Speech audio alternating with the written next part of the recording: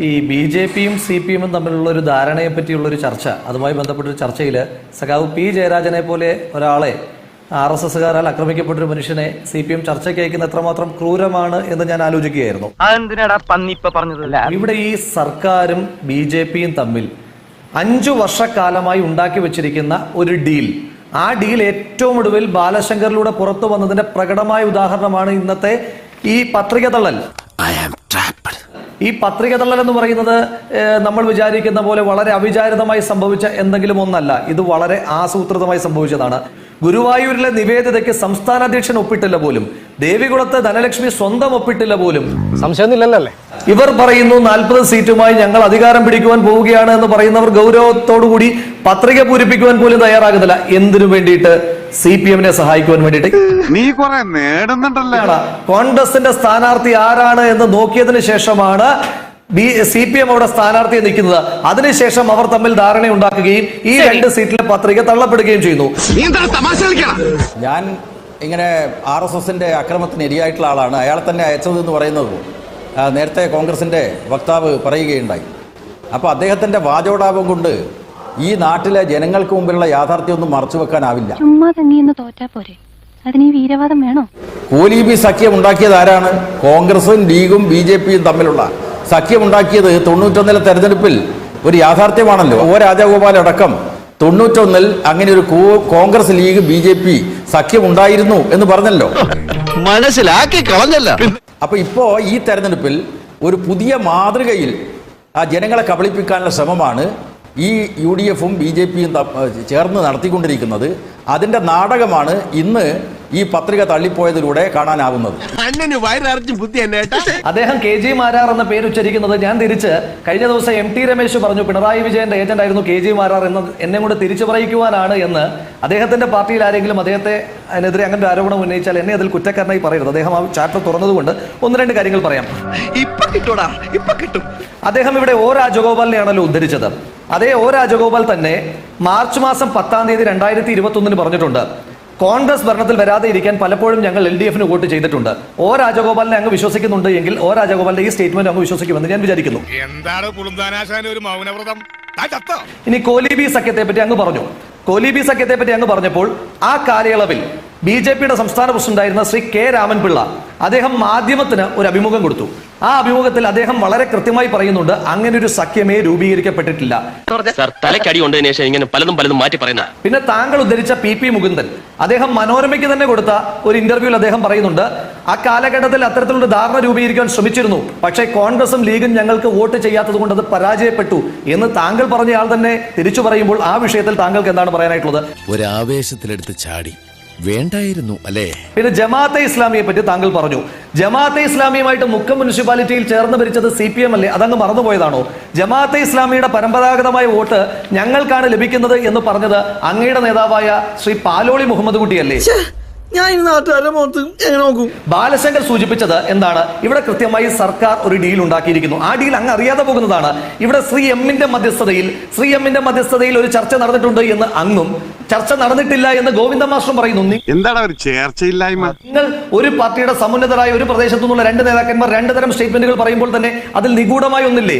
ആ ശ്രീ എമ്മിന്റെ അന്നത്തെ ചർച്ചയ്ക്ക് ശേഷം ശ്രീ എം പറഞ്ഞത് CPM-ഉം BJPയും തമ്മിൽ തെരുവിൽ ഒരു മത്സരം പാടില്ല എന്ന് അദ്ദേഹം പറഞ്ഞതായിട്ട് ശ്രദ്ധയിൽപ്പെട്ടു. ആ ധാരണയിൽ തന്നെയാണോ ബാലറ്റിൽ നിങ്ങൾ തമ്മിൽ മത്സരിക്കേണ്ട എന്ന് തീരുമാനിച്ചതെന്ന് മാത്രം പറഞ്ഞാൽ മതി. അങ്ങ് തന്നെ ഈ സംസ്ഥാന സർക്കാരിനോട് ആവശ്യപ്പെട്ടതാണല്ലോ RSS പരിശീലനത്തിൽ പങ്കെടുക്കുന്നവർക്ക്, കായിക പരിശീലനത്തിൽ പങ്കെടുക്കുന്നവർക്കെതിരെ കേസ് രജിസ്റ്റർ ചെയ്യണമെന്ന്. അങ്ങേ പോലെ മുതിർന്നൊരു മാർക്സിസ്റ്റ് നേതാവ് RSS-നെതിരായിട്ട് ഒരു പരാതി സർക്കാരിനോട് ബോധിപ്പിച്ചിട്ട് എന്ത് നീതിയാണ് അങ്ങേക്ക് കിട്ടിയത്? അങ്ങ് കൊടുത്ത ആ പരാതിയുടെ അടിസ്ഥാനത്തിൽ അങ്ങ് പറഞ്ഞ അതുപോലെ ഏതെങ്കിലും ഒരു കേസ് കേരളത്തിനകത്ത് എടുത്തിട്ടുണ്ടോ? കേരളത്തിലെ ജനങ്ങൾക്ക് അത് അറിയുവാൻ താല്പര്യമുണ്ട്. ഇതുകൊണ്ടൊക്കെയാണ് പറയുന്നത് അങ്ങേ പോലും വിശ്വാസ്യത എടുക്കുവാനുള്ള ഒരു ഡീലാണ് CPM-ഉം BJPയും അങ്ങയുടെ കാർമ്മികത്വത്തിൽ കണ്ണൂരും അങ്ങയുടെയും MV രാഘവന്റെയും ഒക്കെ കാർമ്മികത്വത്തിൽ, പിണറായി വിജയന്റെ ഒക്കെ കാർമ്മികത്വത്തിൽ കണ്ണൂരിന്റെ ഓരോ തരി മണ്ണും ചുമപ്പിച്ച കൊലപാതക രാഷ്ട്രീയമുണ്ടല്ലോ. അതന്നത്തെ ചോരത്തിളപ്പിന് ആ കൊലപാതക രാഷ്ട്രീയത്തിന്റെ ഒക്കെ കാഠിന്യത്തിൽ നിങ്ങളുടെ അരിവാളിൽ നിന്ന് തല രക്ഷപ്പെടുത്താൻ ചില നീക്കുപോക്കുകളോ അല്ലെങ്കിൽ ധാരണകളോ അല്ലെങ്കിൽ ആരെങ്കിലും ഒക്കെ അങ്ങോട്ടും ഇങ്ങോട്ടും മറിച്ചോ വോട്ടൊക്കെ ചെയ്തിട്ടുണ്ടാകാം. ഞാൻ അവന്റെ മോന്ത കിട്ടുന്ന കൊടുത്തു വരട്ടെ. അങ്ങയുടെ പാർട്ടി ഇന്ത്യയിൽ ധാരണ ഒരുമിച്ച് ഭരിക്കുകയോ ഒരുമിച്ച് മത്സരിക്കുകയോ ഒരുമിച്ച് മുന്നണി ഉണ്ടാക്കുകയോ ചെയ്യാത്ത ഏതെങ്കിലും ഒരു രാഷ്ട്രീയ പാർട്ടി ഇന്ത്യയിൽ അവശേഷിക്കുന്നുണ്ടോ? എന്റെ അറിവിലല്ല. താങ്കളുടെ പാർട്ടി ഇപ്പോൾ നടക്കുന്ന 5 സംസ്ഥാന തെരഞ്ഞെടുപ്പിൽ കേരളം ഒഴിച്ച് ബാക്കി 4ഇടത്തും കോൺഗ്രസുമായി ധാരണയാണ്. താങ്കളുടെ പാർട്ടിയുടെ 35 വർഷത്തെ ഭരണം നശിപ്പിച്ച മമതാ ബാനർജിയോട് ഇപ്പോൾ താങ്കളുടെ അഖിലേന്ത്യാ ജനറൽ സെക്രട്ടറി പറയുന്നത് ഞാൻ അവരെ പിന്തുണയ്ക്കാൻ തയ്യാറാണ്, അവരെ പുറകെ പോകാൻ തയ്യാറാണ്. ഇത്രയും വലിയ ഗതികെട്ടവൻ ഈ ലോകത്ത് വേറെ ആരെങ്കിലും ഉണ്ടാവും എന്റെ കർത്താവേ. VP സിംഗിന്റെ ഭരണകാലഘട്ടത്തിലും ഞങ്ങളുമായിട്ടും അധികാരത്തിന്റെ പുറംവാതിലിൽ നിന്ന് ധാരണ ഉണ്ടാക്കാൻ താങ്കളുടെ പാർട്ടി വന്നിട്ടുണ്ട്. താങ്കളുടെ CPI VP സിംഗ് ഭരണത്തിൽ പങ്കാളിയായി മന്ത്രിമാരായിട്ട് ഇരുന്നിട്ടുണ്ട്. ഓരോന്നോരോന്നെ പുറത്തേക്ക് വന്നോണ്ടിരിക്കുകയാണല്ലോ. അതുപോലെ തന്നെ താങ്കളുടെ പാർട്ടി കോൺഗ്രസുമായിട്ട് ധാരണ ഉണ്ടാക്കുന്നു, ഇപ്പോഴും ഉണ്ടാക്കുന്നു. താങ്കളുടെ പാർട്ടിയുടെ 2 MP ജയിച്ചിരിക്കുന്നത് കാറൽ മാർക്സിന്റെ പടം വെച്ചിട്ടല്ലല്ലോ P. ജയരാജൻ. രാഹുലിന്റെ നേതാവ് രാഹുൽ ഗാന്ധിയുടെ ചിത്രം വെച്ചല്ലേ വിവരമില്ലാത്തവനാണെങ്കിലും സത്യം പറയൂ. പഞ്ചായത്ത് പ്രസിഡന്റാക്കാൻ AIDMK-യുമായിട്ട് നിങ്ങൾ ധാരണ ഉണ്ടാക്കിയിട്ടില്ലേ? DMK-യുമായിട്ട് നിങ്ങൾ ധാരണ ഉണ്ടാക്കിയിട്ടില്ലേ? ലല്ലു പ്രസാദുമായിട്ട് ധാരണ ഉണ്ടായിട്ടില്ലേ? മായാവതിയുമായിട്ട് ധാരണ ഉണ്ടായിട്ടില്ലേ? കഴിഞ്ഞോ? ഇല്ല സാർ, ഇതിനൊരു അന്ത്യമില്ലേ? ഇനി ഈ ഇന്ത്യ മഹാരാജ്യത്ത് ഏതെങ്കിലും ചപ്പ് ചവറുകൾ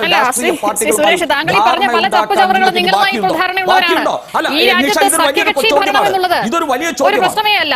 എല്ലാ രാഷ്ട്രീയ പാർട്ടികളും താങ്കളുടെ അടക്കം എല്ലാവരും സഖ്യമായി ഭരിക്കുന്നവരും സഖ്യമായി തെരഞ്ഞെടുപ്പിനെ നേരിടുന്നവരുമാണ്. പക്ഷെ ഞങ്ങൾക്ക് സമ്മതിച്ചു കൊടുക്കാൻ പറ്റത്തില്ല. തത്വാധിഷ്ഠിതമായിട്ടുള്ള നിലപാടാണ് മാർക്സിസ്റ്റ് പാർട്ടിക്കുള്ളതെങ്കിൽ നക്കാപ്പിച്ച സീറ്റിന് വേണ്ടി ഇതുപോലെ കിട്ടുന്നവന്റെ പുറകെ പോകുന്നത് തത്വാധിഷ്ഠിത നിലപാടിന് ചേർന്നതല്ല എന്ന സാമാന്യ ബോധമെങ്കിലും ഒരു മാർക്സിസ്റ്റ് പാർട്ടിക്കാരന് വേണ്ടേ? അത്രക്കുള്ള ബുദ്ധിയൊന്നും അതിനില്ലല്ലോ. അതുകൊണ്ട് ആര് വിളിച്ചാലും കൂടെ ഇറങ്ങി പോകുന്ന ഒരു പാർട്ടിയാണ് തമിഴ്നാട്ടിലെ നിങ്ങളുടെ സഖ്യമൊക്കെ തത്വാധിഷ്ഠിതമായി, തമിഴ്നാട്ടിലല്ല കേരളത്തിൽ പോലും ഈ പറയുന്ന താങ്കൾ ഇപ്പോൾ ചപ്പ് ചവറെന്ന് വിശേഷിപ്പിച്ച DMK അടക്കമുള്ളവരായി താങ്കളുടെ പാർട്ടിക്ക് സഖ്യമുണ്ട്. അതൊക്കെ തത്വാധിഷ്ഠിതമായി. ഈ രാജ്യത്തെ ഒന്നാമതിലേക്ക് നയിക്കാൻ വേണ്ടി പ്രാദേശികമായിട്ടുള്ള രാഷ്ട്രീയ പാർട്ടികളുമായിട്ട് വികസന കാര്യത്തിൽ ഒരുമിച്ച് ചേർന്നുകൊണ്ട് രാഷ്ട്രത്തെ മുന്നോട്ട് നയിക്കുക എന്ന ആത്യന്തികമായിട്ടുള്ള ലക്ഷ്യവുമായിട്ട് ഞങ്ങൾ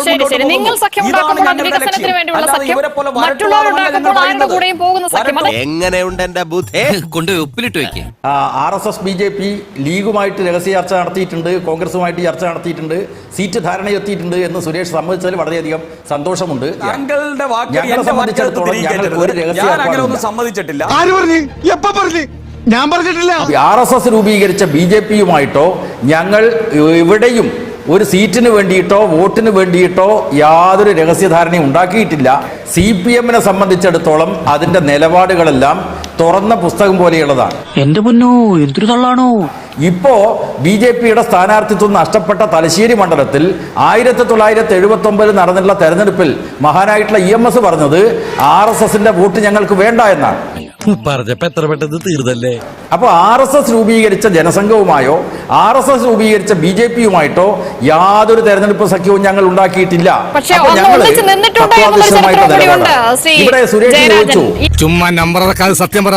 സംഘപരിവാര നിയന്ത്രണത്തിലുള്ള BJP-യാണ് രാജ്യത്തെ ജനാധിപത്യ വ്യവസ്ഥക്ക് തന്നെ ഏറ്റവും വലിയ വിപത്ത്. ആ വിപത്തിനെ എതിർത്ത് തോൽപ്പിക്കാൻ വേണ്ടി പ്രാദേശികമായിട്ടുള്ള പാർട്ടികളുമായിട്ട് ഞങ്ങൾ സഖ്യം ചെയ്യുന്നുണ്ട്. ചിലയിടത്ത് കോൺഗ്രസുമായിട്ടും ധാരണയുണ്ട്. ഈ സുരേഷ് പറഞ്ഞു ഇന്ത്യയിലെ പാർട്ടികളെയൊക്കെ അദ്ദേഹം വിളിച്ചത് ചപ്പ് ചവർ എന്നൊക്കെയാണ്.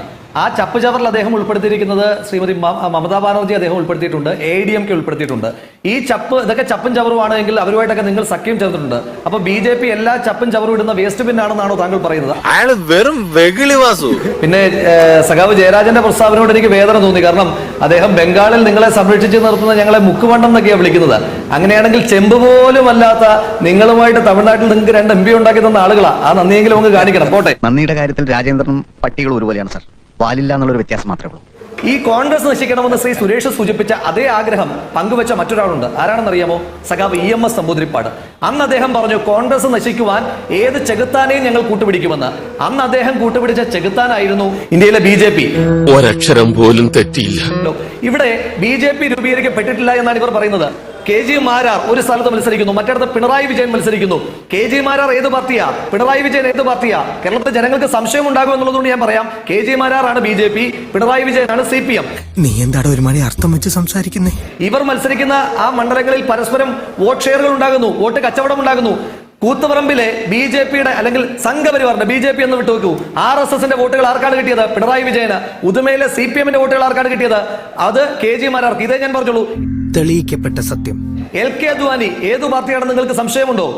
മുരളി മനോഹർ ജോഷി ഏത് പാർട്ടിയാണെന്ന് നിങ്ങൾക്ക് രണ്ടുപേർക്കും സംശയമുണ്ടോ?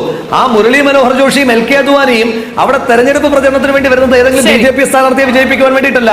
ശിവദാസ മേനോൻ എന്ന CPM സ്ഥാനാർത്ഥിയെ വിജയിപ്പിക്കുവാൻ വേണ്ടിയിട്ടാണ്. EMS നമ്പൂതിരിപ്പാടിനും താങ്കൾക്കും RSSന്റെ വോട്ട് വേണ്ട എന്ന് താങ്കൾ പറയുന്നത്. താങ്കൾക്കും താങ്കളുടെ നേതാവാണ് പിണറായി വിജയൻ എന്ന് ഞാൻ പറയുന്നില്ല. താങ്കളുടെ പാർട്ടിക്കാരനായ പിണറായി വിജയൻ രണ്ട് നിലപാടാ. താങ്കൾ പറയുന്നു RSSന്റെ വോട്ടേ വേണ്ട. പക്ഷെ പിണറായി വിജയൻ ശ്രീ ജോണി ലൂക്കോ സാറിന് മനോരമയിൽ കൊടുത്ത ഇന്റർവ്യൂവിൽ പറഞ്ഞിട്ടുണ്ട് എല്ലാ കാലഘട്ടത്തിലും RSSന്റെ വോട്ട് വേണ്ട എന്ന് പിണറായി വിജയൻ അങ്ങനെ പറയും. ഇവൻ ആളും ഉണ്ണയാണെങ്കിലും തന്തക്ക് പറക്കാത്തവരാ. മാർക്സിസ്റ്റ് പാർട്ടിയുടെ പിന്തുണയോടുകൂടി SDPIക്ക് 100 പഞ്ചായത്ത് മെമ്പർമാരെ ഉണ്ടാക്കി കൊടുത്തു. വെൽഫെയർ പാർട്ടിയുടെ പിന്തുണയോടുകൂടി കോൺഗ്രസ്സുകാർ പിടിച്ചു നിൽക്കാൻ ശ്രമിക്കുന്നു. നിങ്ങൾ എല്ലാവരും നിങ്ങളെ ആക്രമിക്കാൻ ഇങ്ങനെ നിൽക്കുകയാണ് എന്നൊക്കെ പറയുമ്പോൾ കുറഞ്ഞത് നിയമസഭാ തിരഞ്ഞെടുപ്പിലേക്കുള്ള സ്ഥാനാർത്ഥികളെങ്കിലും മണ്ഡലങ്ങളിൽ മത്സരിപ്പിക്കാൻ കഴിയണ്ടേ? അത് പിന്നെ ഞാൻ ഇതൊന്ന് പൂർത്തിയാക്കിയോട്ടെ. അതുകൊണ്ട് BJPയെ ശത്രുവായിട്ട് ഇവർ പരസ്പരം അങ്ങോട്ടും ഇങ്ങോട്ടും പോരാടുന്നത് ഈ രാജ്യത്ത് BJP വിരുദ്ധരായിട്ടുള്ള ഇസ്ലാമിക തീവ്രവാദികളുടെ വോട്ട് ഷെയർ ചെയ്തെടുക്കാൻ വേണ്ടിയുള്ള മത്സരത്തിനാണ്. നീ വിഷയത്തിൽ നിന്ന് വെറുതെ വഴുതി മാറില്ലേ? എല്ലാവരും കേരള സമൂഹത്തിന്റെ മുമ്പിൽ പറഞ്ഞിട്ടുണ്ട് ലവ് ജിഹാദ് നിരോധിക്കണമെന്ന്. അത് നിരോധിക്കുന്ന കാര്യത്തിൽ P ജയരാജന്റെയും രാഹുലിന്റെയും അഭിപ്രായം എന്താ? കോൺഗ്രസിന്റെയും മാർക്സിസ്റ്റ് പാർട്ടിയുടെ അഭിപ്രായം എന്താ? വിഷയത്തിൽ നിന്ന് തെന്നി മാറുന്നു. അതാണ് വസ്തുത. അതുകൊണ്ട് ഇവർ തീവ്രവാദികൾക്ക് വേണ്ടിയാണ്